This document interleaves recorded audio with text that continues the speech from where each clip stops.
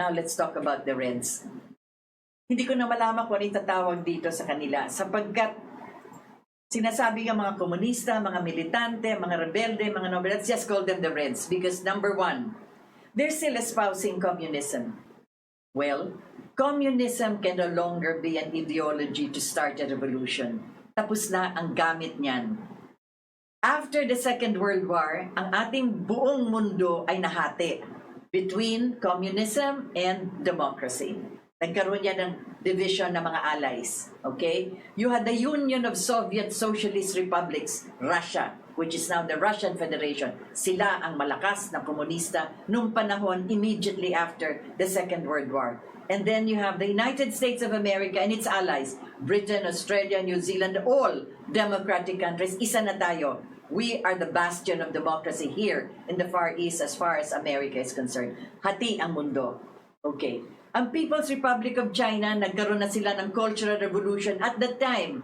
At tuloy-tuloy yan hanggang sa namatay na si Mao Zedong, namatay na si Zhou Enlai, pumasok na si Deng Xiaoping at sila rin ay pumasok na ngayon sa tinatawag natin a capitalist platform. Unti-unti, because Chinese are really mercantile people, they're businessmen, they're involved in economy, in trade, in buying and selling. Hindi talaga mapipigyan. It is part of their culture. So ang nangyari after all of the cultural revolution was already achieved and China was united, nagkaroon sila ng unti-unting panahon at unti-unting proseso, the process of getting into, again, as I've said, the capitalist platform. Sa ngayon, one of the biggest economic powers in our region is China.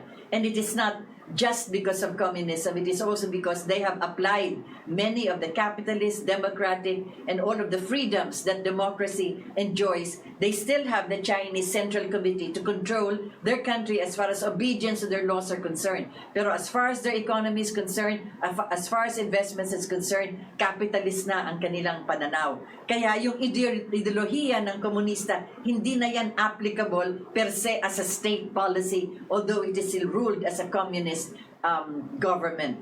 So you have these two countries na ngayon ay kasama na natin. Ang nangyari nga sa Union of Soviet Socialist Republic, ang dami nang humiwalay.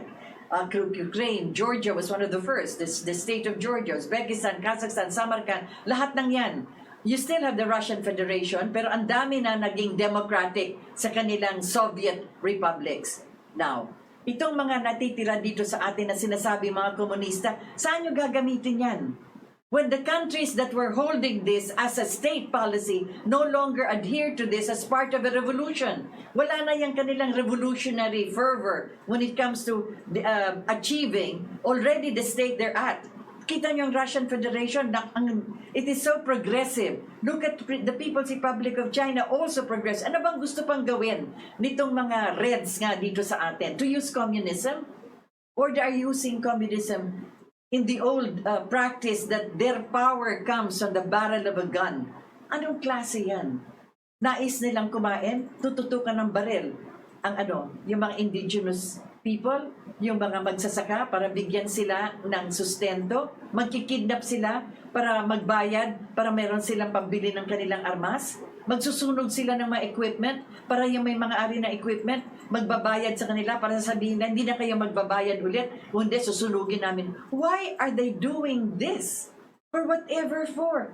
Ano ba yan para sa taong bayan ba yan na kanilang iniisip? Bayan natin. We are all together in this nation under one flag. And I don't know why you still have to hold on to an ideology which no longer is practicable and practical as far as progress is concerned. Kung gusto talaga niyong lumaganap at umayos ang buhay, pinag-uusapan niyo ang land reform. Ayan, natulungan ng mga magsasaka para sila ay makaani ng mabuti, para hindi na tayo kailangan bumili pa ng mga produkto na galing sa kabukiran para bilihin. We don't have to import rice or to buy rice from other countries if you, the Reds, would help our farmers. Anyway, kaya pag sinasabi ko nga ngayon, sabi ni Presidente Duterte, mag-uusap daw ulit ang government peace panel kay Joe Masison. Ay naku po, Mr. President, you did this already in the first year of your administration. What happened? Ilang beses nang biyahe-biyahe ang peace panel niya. Isang katutak na kadami-dami. Can you imagine at that time, kasama pa si Mayor Herbert Bautista, kasama pa yung si Konsehal Isko ng Manila. Lahat sila, sumama na para dyan sa peace panel niya. At ilang beses at kung saan-saan sa buong mundo na nangyari. Habang kausap ninyo, yang si Jose Maria Sison, gera naman ang gera yung mga kabataan dito. Ano kasi ang koneksyon ni Jose Maria Sison dito sa yung mga Reds na yan na nasa ating mga kabukiran at andito ngayon sa Kongreso. Members of the cabinet, members of Congress are also part of that, of all of this. Anong connection dyan? It's a whole gap. 82 years old na yung kinakausap nyo dyan sa Netherlands, Mr. President. Kakausapin ba nyo ulit yan? Bakit hindi nga nyo ipagpatuloy yung sinabi mo na noon na localized negotiation? Ano ba nangyari dyan? May report na ba ang mga local government officials sa inyo? Sa kanilang localized negotiation? Ako ang mayor ng town na ito. Alam ko kung nasaan yung mga Reds na yan. Hindi ba pwede magwagayway ka ng puting bandila? Even in war, you raise the white flag and you can enter the territory and say, let's talk. Ano bang problema nyo dito? Kailangan nyo ng hanap buhay? Kailangan nyo ng pabahay? Sinabi na naman ng pamahalaan yan bukas na tumulong. Kailangan nyo ng sense of justice. Not the justice that you will execute people or kill them because you don't like the way they do their things or the way they proceed. Talagang ang daming kahirapan sa ating justice system, but that is not the way to kill them. At sasabihin na, yeah, that is your banner of courage. My goodness, you're killing Filipinos. And you will assault a military camp, you will assault a police department. They are the protectors of your people.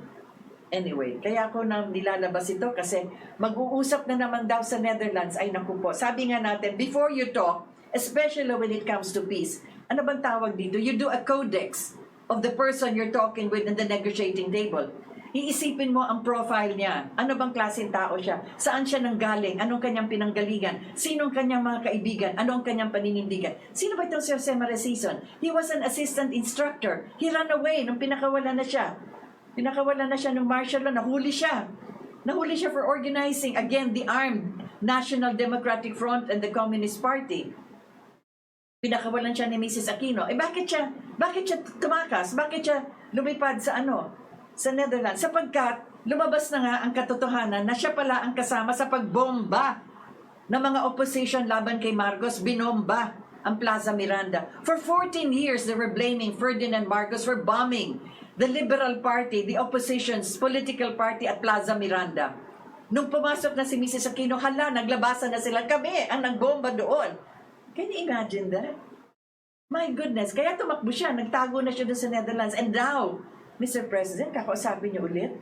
Ano ba ang nagawa niyan? Para dito sa mga kasamahan niya na nasa kabukiran o andito ngayon. Marami nagawa. Nakapasok na sila sa Kongreso.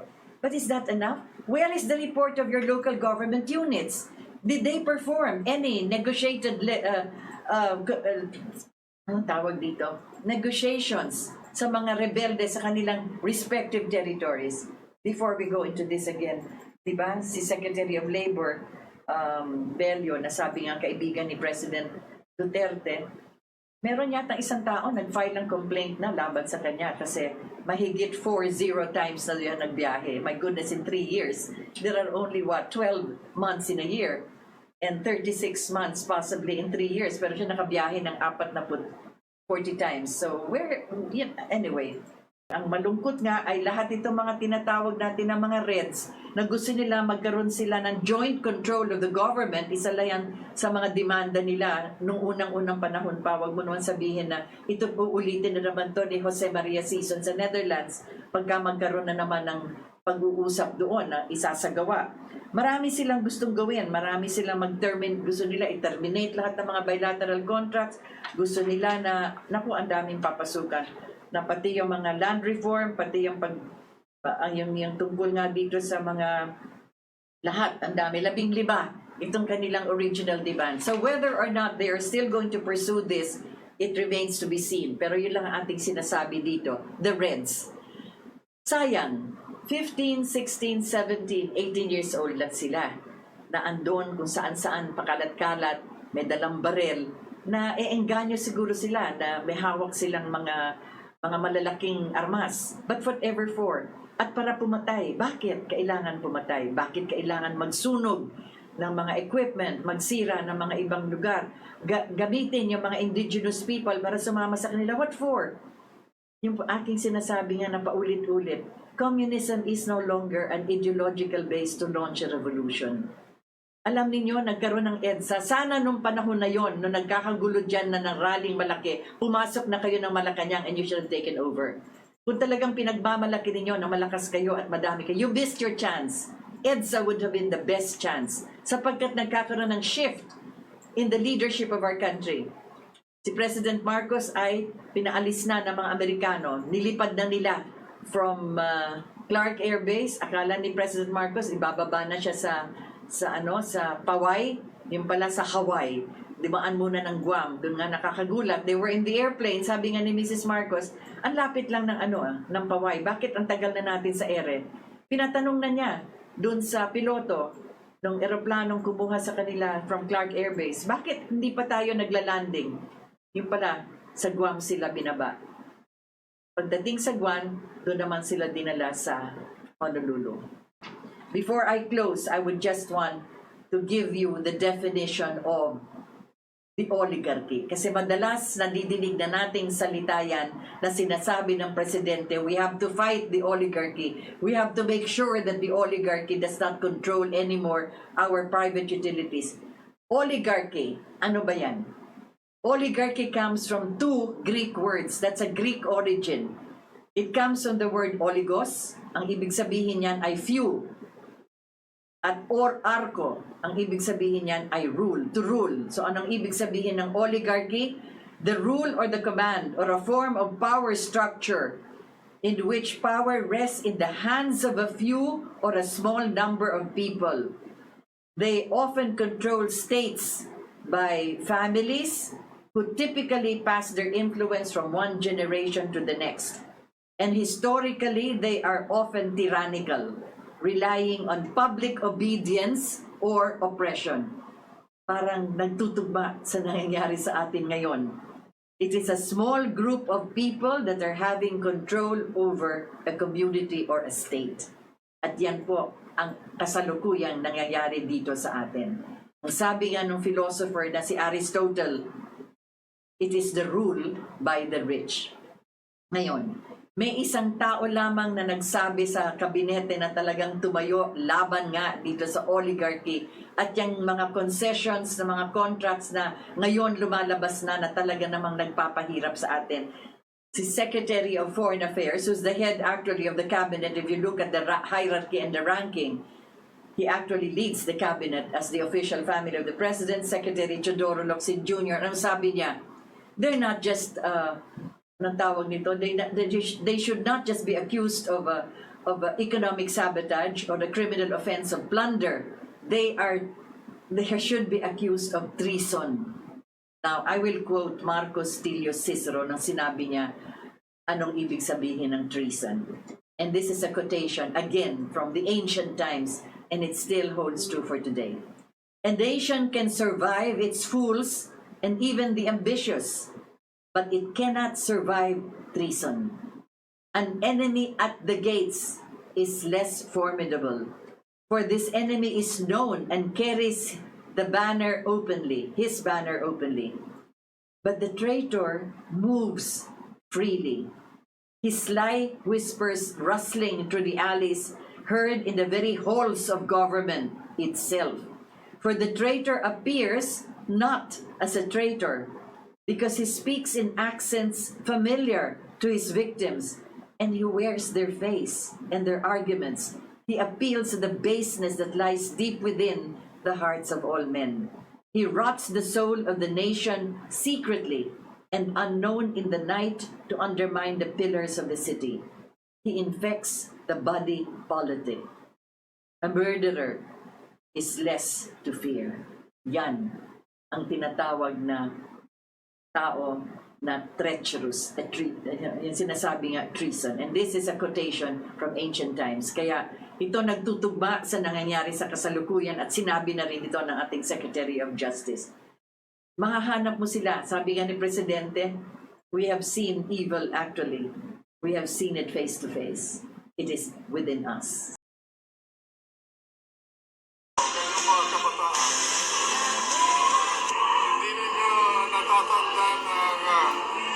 nangyari sa kasaysayan ng ating bansa bago mag-martial law. Noon ay kasagsagan ng communist movement.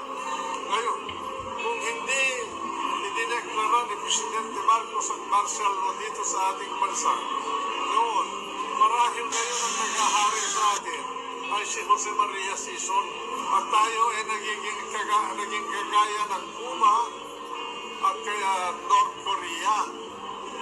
Yan ang pinakamalaking legacy niya sapagkat pinigil niya ang pagiging komunista ng Pilipinas.